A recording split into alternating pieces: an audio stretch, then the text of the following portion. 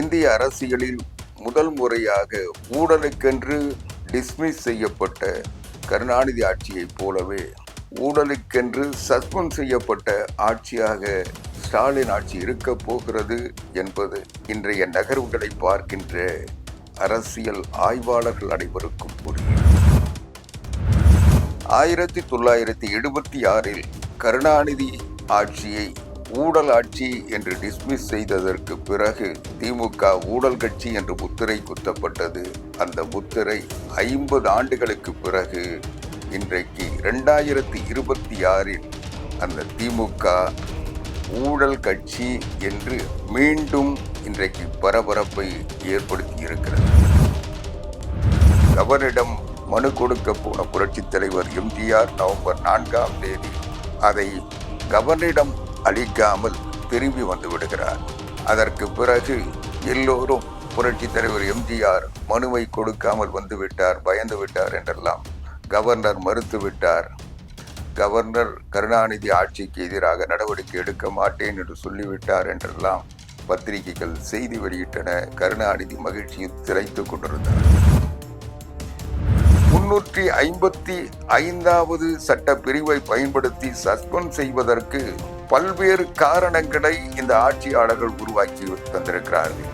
அதில் ஒரு காரணம்தான் இன்றைக்கு ஊழலின் அரசு பணம் ஏறத்தாழ 4 லட்சம் கோடிகளை கொள்ளையடித்து இந்த அரசாங்கம் தவறு செய்திருக்கிறது. வணக்கம் அன்பு உறவுகளே, நான் ஆவடிக்குமார். ஊடகங்கள் பேசாத பொருளை பேசுவதற்காக நேர்பட பேச வந்திருக்கிறேன். இந்த ஆண்டு தொடங்கியதிலிருந்து இது தேர்தல் ஆண்டு என்பதால் பரபரப்பும் விறுவிறுப்பும் கூடியிருக்கிறது.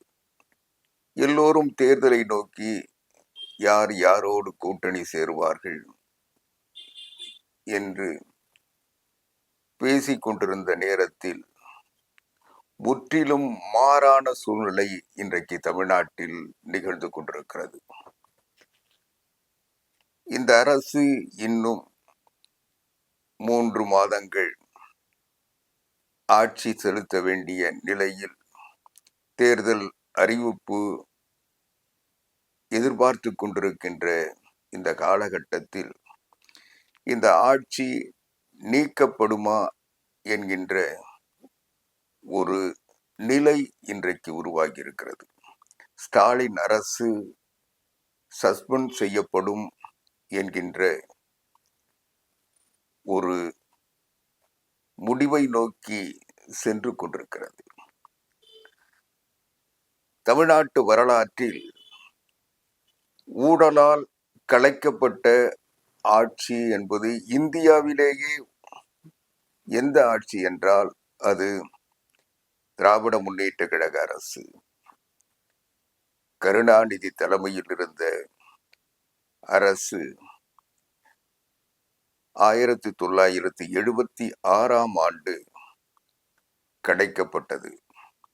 அப்பொழுது அன்றைய பிரதமர் இந்திரா காந்தி அவர்கள் அதை ஆட்சி நீக்கம் செய்வதற்கு சொன்ன காரணம், திமுக ஊழல் கட்சி, இந்த ஊழல் கட்சியின் செயல்கள் கிராம அளவில் ஊழலை விரிவுபடுத்தி வைத்திருக்கிறார்கள். எனவே ஊழல் மலிந்து கிடக்கின்ற இந்த ஆட்சி நீக்கப்பட்டது என்று சென்னை மெரினா கடற்கரையில் நடைபெற்ற பொதுக்கூட்டத்தில் கருணாநிதி ஆட்சியை டிஸ்மிஸ் செய்துவிட்டு நடந்த கூட்டத்தில் பேசினார். அந்த பேச்சை கூட மறைந்த ஈவி.கே. சம்பத் அவர்கள் மொழிபெயர்த்தது இன்றைக்கும் தமிழ்நாட்டு அரசியல்வாதிகள் நெஞ்சில் நிழலாடி கொண்டிருக்கிறது. ஆக ஊழலுக்கென்று கலைக்கப்பட்ட கருணாநிதி ஆட்சியை போல் இன்றைக்கு இந்திய அரசியலில் முதல் முறையாக ஊழலுக்கென்று டிஸ்மிஸ் செய்யப்பட்ட கருணாநிதி ஆட்சியை போலவே ஊழலுக்கென்று சஸ்பெண்ட் செய்யப்பட்ட ஆட்சியாக ஸ்டாலின் ஆட்சி இருக்க போகிறது என்பது இன்றைய நகர்வுகளை பார்க்கின்ற அரசியல் ஆய்வாளர்கள் அனைவருக்கும் புரியும். கடந்த ஆண்டில் நடைபெற்ற நிகழ்ச்சிகளை தொடர்ந்து இந்த புதிய ஆண்டில் நடைபெறுகின்ற ஒவ்வொரு நிகழ்ச்சியையும் நீங்கள் இதற்கு உதாரணமாக எடுத்துக்கொள்ளலாம். ஊழலுக்காக அன்றைய பிரதமர் இந்திரா காந்தி 1976 ஆண்டு ஜனவரி மாதம் 31 கருணாநிதி தலைமையிலான திமுக ஆட்சியை டிஸ்மிஸ் செய்தார். ஜனவரி 31 ஆட்சியை டிஸ்மிஸ் செய்துவிட்டு பிப்ரவரி 15 சென்னை மெரினா கடற்கரையில் நடைபெற்ற பொதுக்கூட்டத்தில் ஸ்தாபன காங்கிரஸ் இந்திரா காங்கிரஸ் இணைப்பு கூட்டம் நடைபெற்றது. அந்த கூட்டத்தில் பேசிய அன்றைய பிரதமர் இந்திரா காந்தி அம்மையார், தமிழ்நாட்டில் உள்ள திமுக ஆட்சி தகுதி பற்றியோ திறமை பற்றியோ சிறிது கூட கவலைப்படாமல் தங்கள் கட்சி ஆட்களை நிர்வாகத்தின் உள்ளே நுழைப்பதற்கு திட்டமிட்டு வேண்டுமென்றே முயற்சி செய்தது. தாழ்த்தப்பட்ட மக்களுக்கென்று மத்திய அரசால் ஒதுக்கப்பட்ட நிதியை கூட பயன்படுத்தவில்லை. கடந்த சில ஆண்டுகளாக திட்டங்களை நிறைவேற்றுவதில் அவர்கள் காட்டிய அலட்சியத்தால் ஏற்பட்ட தீய விளைவுகள் காரணமாக இன்னும் பல ஆண்டுகள் பொருளாதார துறையில் தமிழ்நாடு முன்னேற முடியாத அளவு வாழ்வட்டு போய்விட்டது. நான் குற்றவாளிகளின் விவரங்களுக்கு உள்ளே போக விரும்பவில்லை. அவற்றை பற்றி என்னை விட உங்களுக்கு நன்றாக தெரியும்.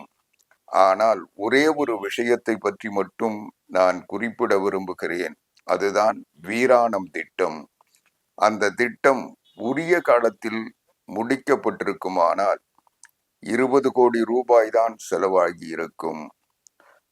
1975 சென்னையில் நேர்ந்த தண்ணீர் பஞ்சம் தவிர்க்கப்பட்டிருக்கும்.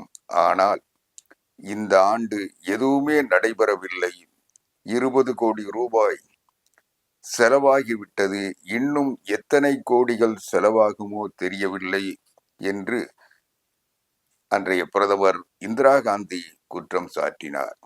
அந்த கூட்டத்தில் பேசிய அன்றைய உள்துறை அமைச்சர் ஓம் மேத்தா அவர்கள் பேசுகின்ற பொழுது, திமுக ஊழல் அரசு இயந்திரத்தை மட்டும் பாதிக்கவில்லை, அந்த கட்சியின் கட்டமைப்பில் அடிமுதல் முடிவரையிலும் ஒவ்வொரு கட்டத்தையும் அந்த ஊழல் பாதித்திருக்கிறது என்று நேரடியாகவே திமுகவையும் ஊழல் கட்சி என்று முத்திரை குத்தினார்.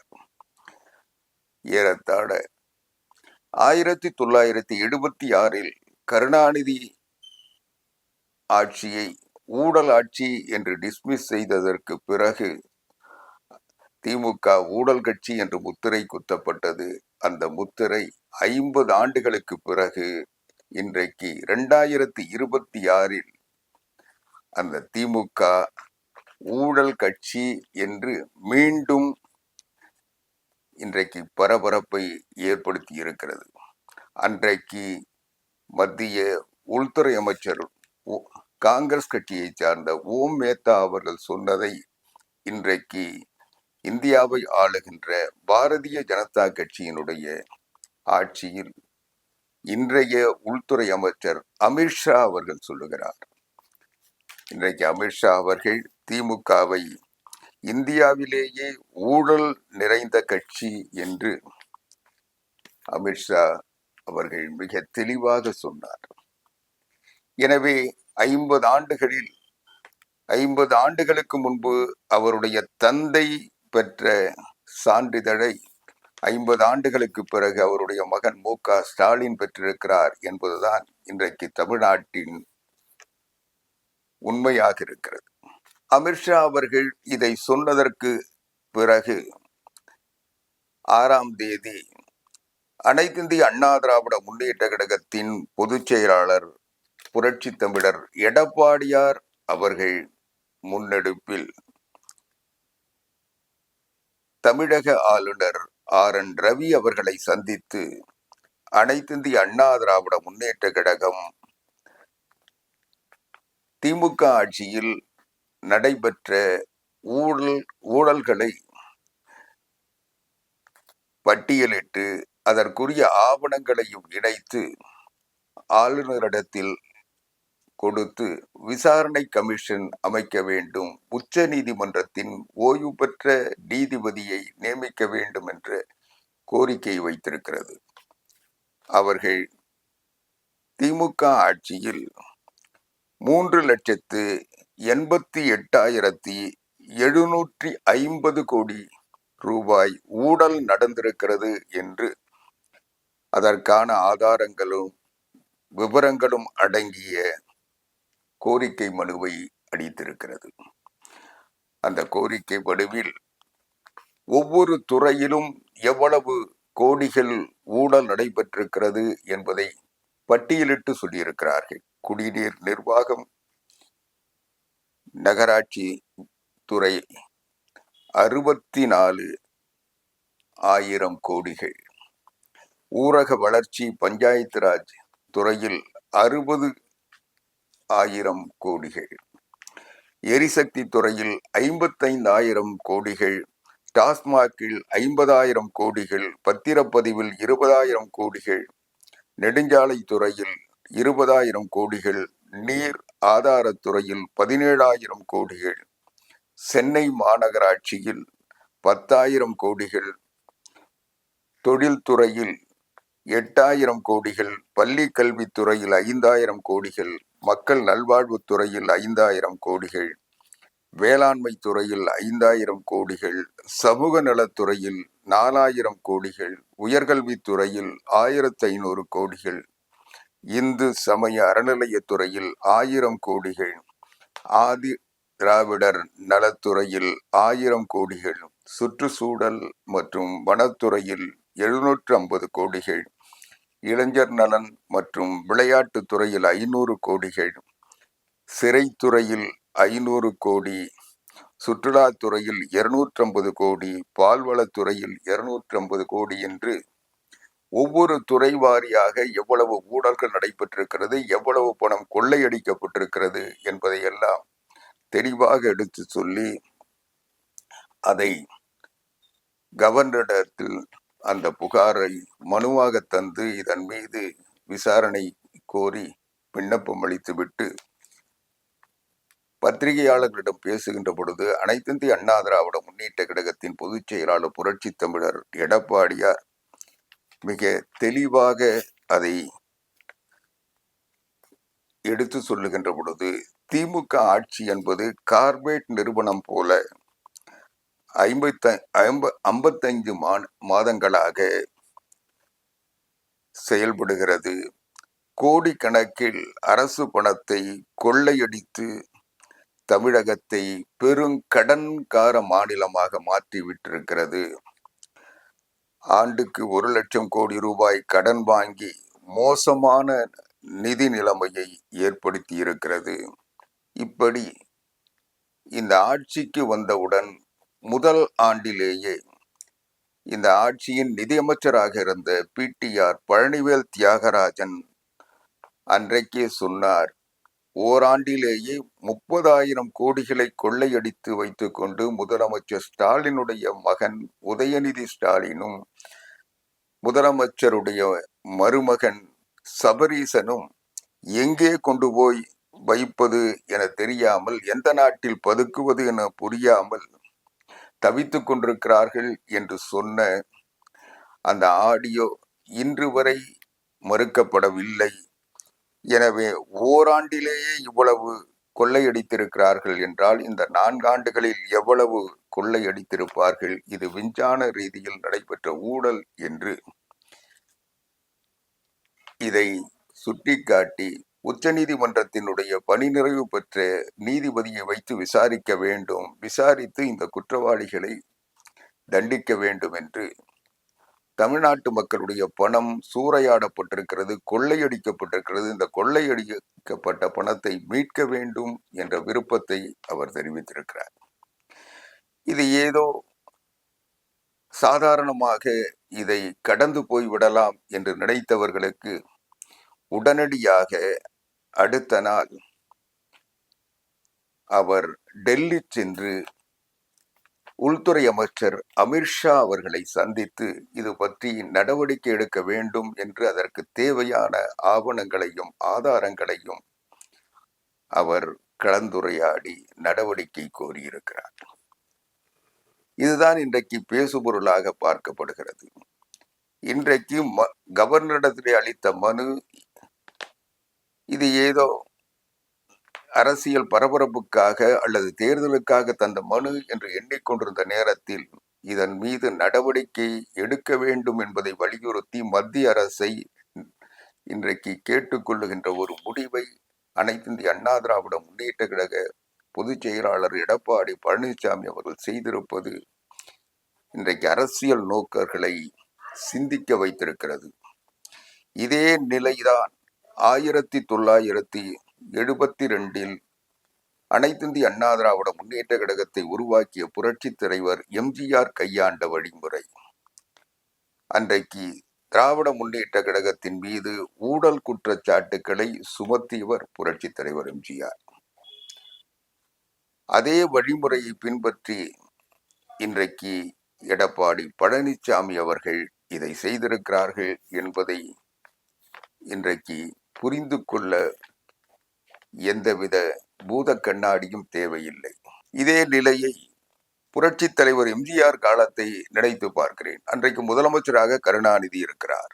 அனைத்து இந்திய அண்ணா திராவிட முன்னேற்ற கழகம் உருவானதிலிருந்து புரட்சி தலைவர் எம்ஜிஆர் இந்த ஊழல் ஆட்சியை ஒழிப்பேன் என்று சபதம் எடுத்து அதற்கான முயற்சியில் ஈடுபட்டிருக்கிறார். 1972 நவம்பர் மாதம் 4 புரட்சி தலைவர் எம்ஜிஆர் அன்றைய ஆளுநர் கே ஷா அவர்களை ஆளுநர் மாளிகையில் சந்தித்து மனுவாக திமுக ஆட்சி மீது ஊழல் குற்றச்சாட்டுக்களை தருகிறார். அதில் கருணாநிதி மீதும் அவரது அமைச்சரவை மீதும்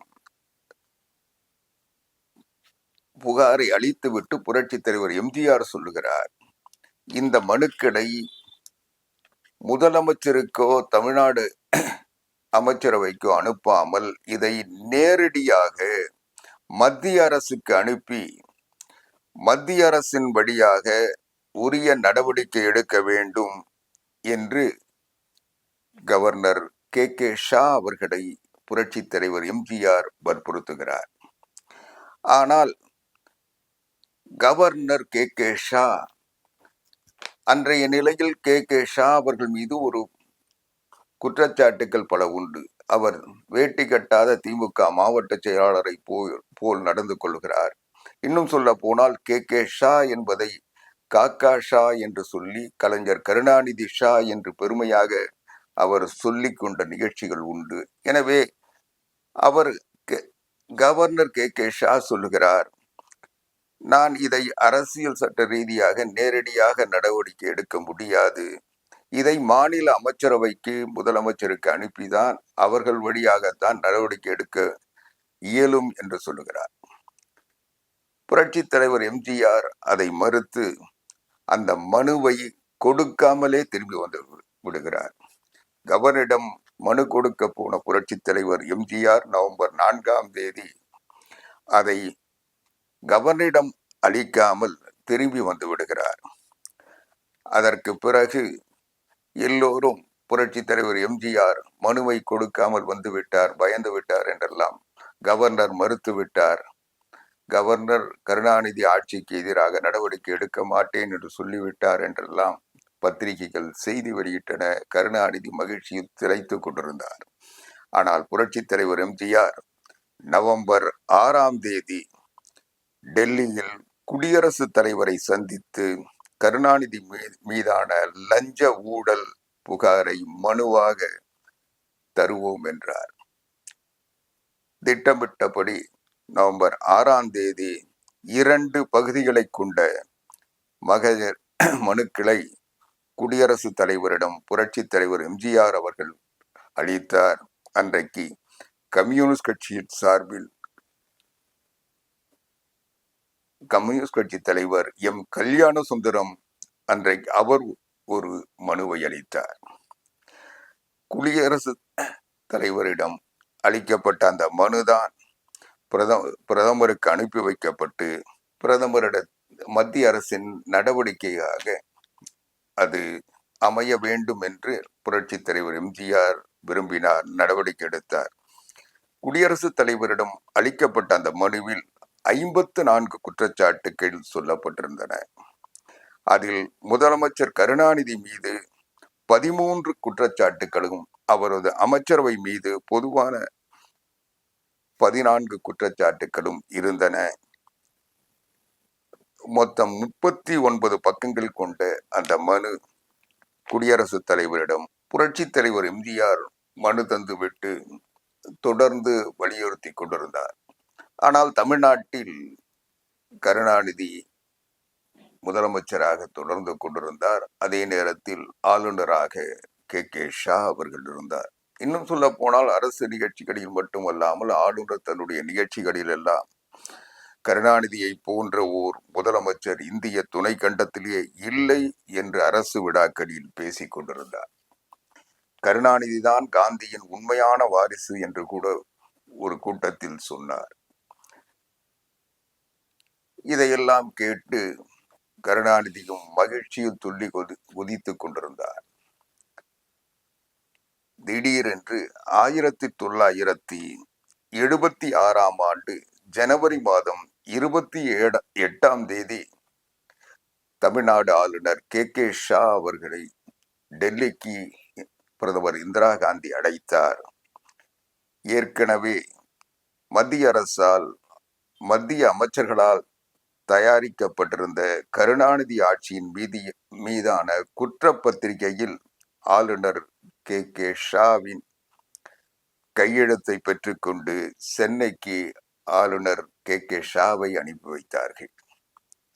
ஆளுநர் டெல்லியிலிருந்து சென்னைக்கு வருவதற்கு 2 நாட்களுக்கு முன்பாகவே மத்திய அரசு துறை செயலாளர்களாக இருந்த PK தவே, RV சுப்பிரமணியம் என்று 2 பேரை ஆளுநரின் ஆலோசகர்களாக நியமித்து அதிகாரத்தை அவர்கள் எடுத்துக்கொண்டார்கள். அதற்கு பிறகு அதே ஜனவரி 30ஆம் தேதி மத்திய அரசின் துணை ராணுவம், எல்லை பாதுகாப்பு படையினர் தனி விமானங்களில் சென்னைக்கு வந்து இறங்கினார்கள். ரயில்களில் தமிழ்நாட்டிலிருந்து எல்லா மாவட்டங்களுக்கும் இராணுவமும் எல்லை பாதுகாப்பு படையும் அனுப்பப்பட்டனர். தமிழ்நாட்டில் 31ஆம் தேதி ஜனவரி மாலை 6 மணிக்கு திமுக அரசை, கருணாநிதியின் காட்டாட்சியை டிஸ்மிஸ் செய்து மத்திய அரசு உத்தரவு பிறப்பித்தது.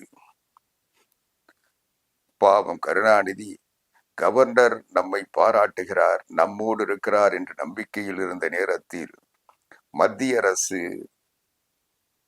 நடவடிக்கை எடுத்து ஆட்சியை டிஸ்மிஸ் செய்தது.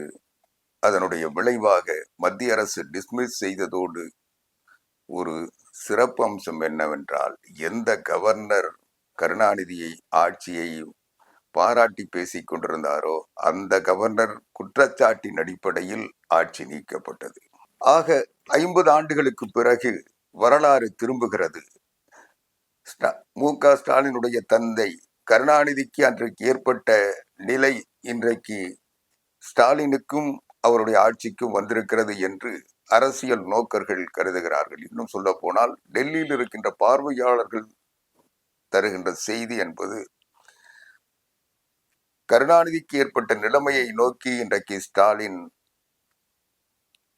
அரசு நகர்ந்து கொண்டிருக்கிறது. விரைவில் இந்த அரசு நீக்கப்படும் என்று சொல்லுகிறார்கள். தேர்தலுக்கு 3 மாதம் 4 மாதம் இருக்கின்ற நேரத்தில் தான் கருணாநிதி ஆட்சியும் டிஸ்மிஸ் செய்யப்பட்டது. இன்றைக்கும் அதே நிலைதான். எனவே ஸ்டாலின் ஆட்சி தேர்தலை சந்திப்பதற்கு முன்பாகவே ஆட்சியின் அதிகாரத்தை இழக்கும் என்ற சூழ்நிலை இன்றைக்கு ஏற்பட்டிருக்கிறது. சிலர் சொல்லுகிறார்கள் 356வது அரசியல் சட்ட பிரிவை மத்திய அரசு இப்பொழுது எளிமையாக பயன்படுத்த முடியாது. ஏனென்றால் பொம்மை வழக்குக்கு பிறகு உச்ச நீதிமன்றம் அதில் சில நிபந்தனைகளை விதித்திருக்கிறது. அதன் அடிப்படையில் இன்றைக்கு மத்திய அரசு ஆட்சியை நீக்க முடியாது என்று சொல்லுகிறார்கள். அதில் உண்மை இருக்கிறது. மத்திய அரசு 356வது சட்ட விதியை பின்பற்றி இந்த ஆட்சியை நீக்கம் செய்ய தேவையில்லை. ஆனால் மத்திய அரசு 355வது சட்டப்பிரிவை பயன்படுத்தி இந்த ஆட்சியை சஸ்பெண்ட் செய்ய முடியும். அதற்கான முன்னெடுப்புகள் தான் இப்பொழுது நடைபெற்றுக் கொண்டிருப்பதாக அரசியல் ஆய்வாளர்கள் கருதுகிறார்கள். அதுதான் அன்றைக்கு உள்துறை அமைச்சர் ஓம் மேத்தா சொன்னதை போல இன்றைக்கு உள்துறை அமைச்சர் அமித்ஷா அவர்கள் சொன்னதும், அதற்கு பிறகு அன்றைக்கு புரட்சி தலைவர் எம்ஜிஆர் புகார் பட்டியலை தந்தது போல இன்றைக்கு தமிழ்நாட்டினுடைய எதிர்கட்சி தலைவர் புரட்சி தமிழர் எடப்பாடியார் தந்திருப்பதும் 50 ஆண்டுகளுக்கு பிறகு வரலாறு திரும்புகிறது. அனைத்திந்திய அண்ணா திராவிட முன்னேற்ற கழகத்தின் தொடக்க காலத்தில் பின்பற்றிய வழிமுறையை பின்பற்றுகிறது.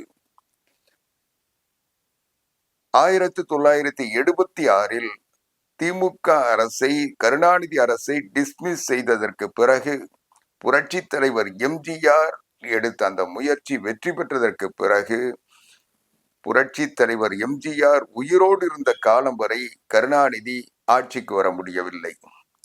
அதுதான் இன்றைக்கு ஸ்டாலினுக்கும் ஏற்படுகின்ற நிலைமையாக இருக்க வேண்டும் என்று இன்றைக்கு முயற்சி எடுக்கப்பட்டு வருவதாக அரசியல் வட்டாரங்களிலிருந்து, மத்திய அரசு வட்டாரங்களிலிருந்து தகவல் வந்து கொண்டிருக்கிறது. இந்த திமுக ஆட்சியை 355வது சட்ட பிரிவை பயன்படுத்தி சஸ்பெண்ட் செய்வதற்கு பல்வேறு காரணங்களை இந்த ஆட்சியாளர்கள் உருவாக்கி தந்திருக்கிறார்கள். அதில் ஒரு காரணம்தான் இன்றைக்கு ஊழலின் அரசு பணம் ஏறத்தாழ 4 லட்சம் கோடிகளை கொள்ளையடித்து இந்த அரசாங்கம் தவறு செய்திருக்கிறது. ஏறத்தாழ 4.5 லட்சம் கோடிகளை கடனாக வாங்கி அதில் 4 லட்சம் கோடிகளை இவர்கள் கொள்ளையடித்திருக்கிறார்கள். மக்களுக்கு எந்த தேவையானதை செய்வதில் இவர்கள் முறையாக செயல்படவில்லை என்ற குற்றச்சாட்டு இன்றைக்கு மத்திய அரசிடம் சிக்கி இருக்கிறது. ஏற்கனவே இந்த ஆட்சியில் நகர்ப்புற வளர்ச்சி மற்றும் குடிநீர் வழங்கல் துறையில் நடைபெற்ற ஊழலை மத்திய இடி கண்டுபிடித்து அதை புகாராக பதிவு செய்ய வேண்டும் என்று தமிழ்நாடு காவல்துறைக்கு புகார் அளித்தும் அதன் மீது எந்த நடவடிக்கையும் இந்த அரசாங்கமும் காவல்துறையும் எடுக்கவில்லை. காவல்துறைக்கு பொறுப்பு வகிக்கின்ற முதலமைச்சர் அதை தடுத்திருக்கிறார் என்ற ஐயம். சட்டப்படி புகாரை பதிவு செய்ய வேண்டிய காவல்துறை தடுக்கப்பட்டிருக்கிறது. அதனால் இங்கு காவல்துறை இயல்பாக செயல்பட முடியவில்லை, அச்சுறுத்தலுக்கு ஆளாகி இருக்கிறது என்று மத்திய அரசு நினைக்கிறது. இன்னொரு பக்கம் தமிழ்நாட்டில் காவல்துறைக்கென்று ஒரு டிஜிபி நியமிக்கப்படாமல் பொறுப்பு டிஜிபிக்களை வைத்துக் கொண்டு இந்த ஆட்சி காவல்துறையை முடமாக்கி கொண்டிருக்கிறது என்ற குற்றச்சாட்டு ஒரு புறம். இன்னொரு புறம் கவர்னரை சட்டமன்றத்தில் தன்னுடைய சட்ட கடமையை செய்வதற்கு, அவர் பேசுவதற்கு, அவர் உரையாற்றுவதற்கு தடையாக இருக்கிறது, அது கவர்னரை இயங்க விடாமல் தடுக்கிறது என்ற குற்றச்சாட்டு ஒருபுறம். அதை போலவே இன்றைக்கு தமிழ்நாட்டில் இருக்கின்ற பல்கலைக்கழகங்கள் துணைவேந்தர் இல்லாமல் மாணவர்களுக்கு சான்றிதழ் தரக்கூட முடியாத நிலையில் இன்றைக்கு பல்கலைக்கழகங்கள் செயலிழந்து இருக்கின்றன.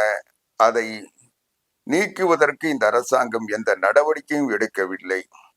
இவை எல்லாவற்றுக்கும் மேலாக உயர் நீதிமன்றத்தினுடைய உத்தரவு செயல்படுத்த விடாமல் அந்த உயர் நீதிமன்ற நீதிபதியை கொச்சைப்படுத்துவதும், அவர் மீது இம்பீச்மெண்ட் செய்வோம் என்று அவரை மிரட்டுவதும், அவர் போட்ட உத்தரவை தடுப்பதற்காக மாவட்ட ஆட்சித்தலைவரையும் அங்கந்த கோயில் நிர்வாக அதிகாரியும் வைத்துக் கொண்டு அதற்கு எதிரான ஆணைகளை பிறப்பிப்பதும் இந்த அரசு நீதிமன்றத்தையும் ஏற்கவில்லை. நீதிமன்றம் சொன்னால் நான் செய்ய மாட்டேன் என்று சொல்லுகின்ற மனநிலையை, அதிகாரத்தை மாவட்ட ஆட்சித்தலைவருக்கும் காவல்துறை கண்காணிப்பாளரும் கோயில் அதிகாரிகளையும் செய்திருக்கிறார்கள் என்று திருப்பரங்குன்றம்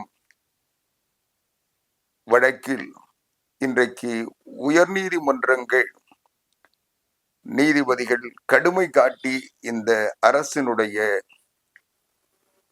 சட்ட மீறலை, இன்றைக்கு அரசியல் சட்ட கடமையை செய்வதற்கு ஒரு அரசாங்கமே தடையாக இருக்கிறது என்பதை இன்றைக்கு உயர்நீதிமன்றத்தின் மதுரை அமர்வின் 2 நீதிபதிகள் அமர்வு மிக தெளிவாக சொல்லியிருக்கிறது.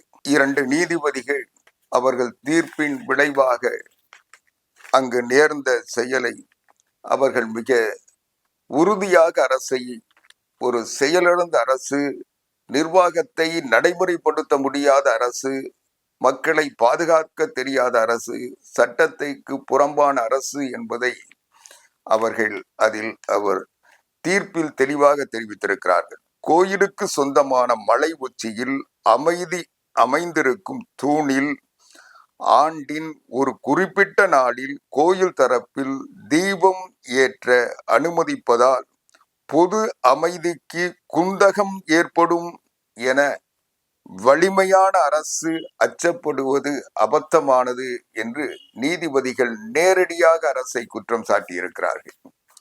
அது மட்டுமல்லாமல் இந்த குழப்பம் அரசு தூண்டிவிட்டதால் மட்டுமே நிகழக்கூடும். எந்த ஒரு அரசும் தங்கள் அரசியல் நோக்கங்களை அடைய இந்த அளவில் தரம் தாழ்ந்துவிடக் கூடாது என்று நீதிபதிகள் தீர்ப்பில் சொல்லியிருக்கிறார்கள். இப்படி ஒரு புறம் ஊழல், ஒரு புறம் நீதிமன்றத்தினுடைய உத்தரவுகளை கூட பின்பற்ற மறுப்பதற்கு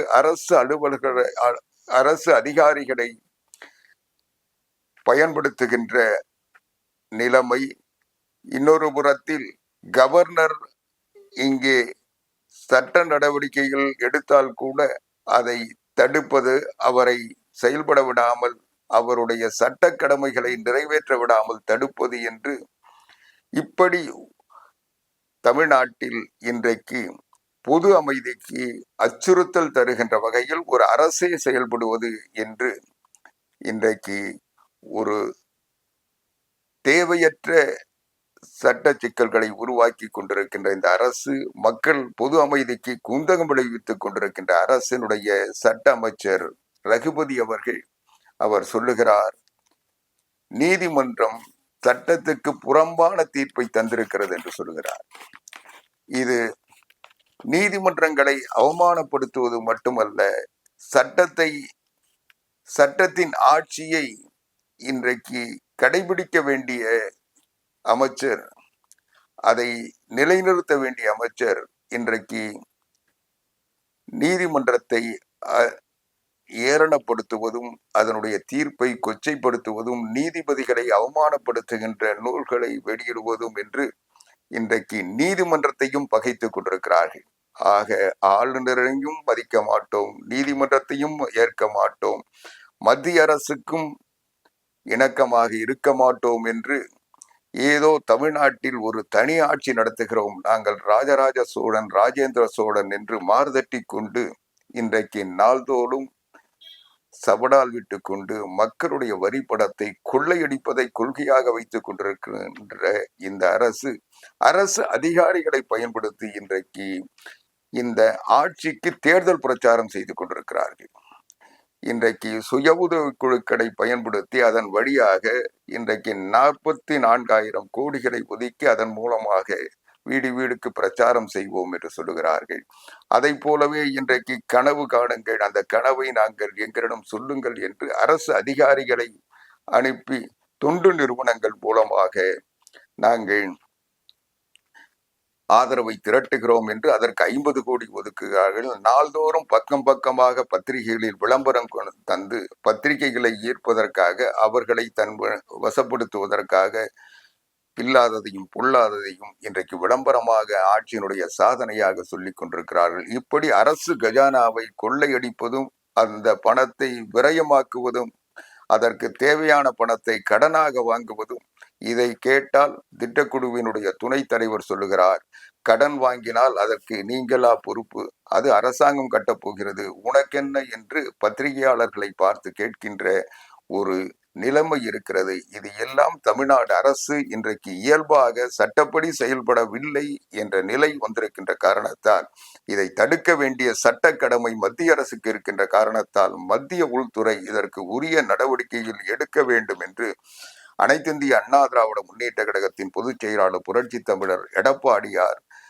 கோரிக்கையை வலியுறுத்துகின்ற வகையில் ஊழல் மீது நடவடிக்கை எடுக்க வேண்டும், இந்த அரசனுடைய அத்துமீறல்கள் மீது நடவடிக்கை எடுக்க வேண்டும் என்று இன்றைக்கு மத்திய உள்துறை அமைச்சரிடத்திலே இன்றைக்கு தெரிவித்திருக்கிறார். கவர்னரிடத்திலே புகாராக தந்திருக்கிறார். இதன் அடிப்படையில் நடவடிக்கை எடுக்கின்ற பொழுது 355வது அரசியல் சட்ட பிரிவை பயன்படுத்தி இந்த ஆட்சி சஸ்பெண்ட் செய்ய வாய்ப்பிருக்கிறது என்று அரசியல் நோக்கர்கள் டெல்லியிலிருந்து செய்து தருகிறார்கள். இது உண்மையாக நிகழுமா இல்லையா? 50 ஆண்டுகளுக்கு முன்பு கருணாநிதி ஆட்சி டிஸ்மிஸ் செய்யப்பட்டு ஒரு அதிர்ச்சி திமுகவுக்கு ஏற்பட்டு அவர்களெல்லாம் தங்களுடைய வேட்டிகளை லாண்டரியில் போட்டுவிட்டு ஓடி போனதை போல மறுபடியும் இப்பொழுது ஓடி போவார்களா? இல்லை. மத்திய அரசு நடவடிக்கைகள் விசாரணை கமிஷன் அமைக்குமா அல்லது தேர்தலை சந்திக்கின்ற வரை பொறுமை காக்குமா என்பதை காலம் சொல்லும். அதுவரை பொறுத்திருப்போம். அடுத்த காணொளியில் சந்திக்கிறேன். நன்றி, வணக்கம்.